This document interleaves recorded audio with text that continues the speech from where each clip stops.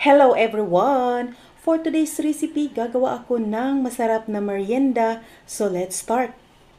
So una, ihanda natin ang ating malinis na lalagyan. 2 cups glutinous rice flour. 1/2 cup condensed milk. I-mix natin. Lagyan natin ang 1/2 cup fresh milk. 1 cup coconut milk. Ayan, so okay na ito. So ihanda natin ang ating kawali. So pinahiran ko siya ng mantika para hindi didikit ang ating parchment paper. Gamit ang ating strainer, sasalain natin ang ating mixture. Nahirapan sa kalisod.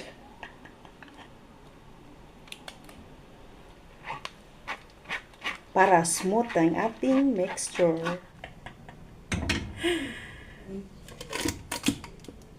Ayan, so kailangan mahina lang ang ating apoy. Ayan, so pwede na natin siyang baliktarin.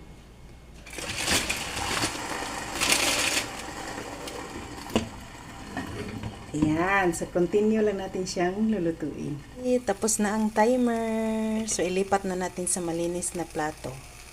Merienda is ready. So tikman na natin. Ito na yung itsura niya, oh. Oh, kainit. Ito na siya mga ka-viewers.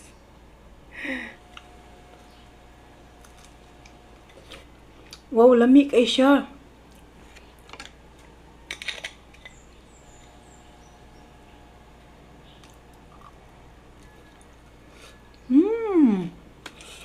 Ang init.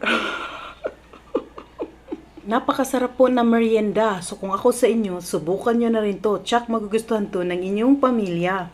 Salamat sa pagtanaw. Follow for more recipes. Lamig kayo.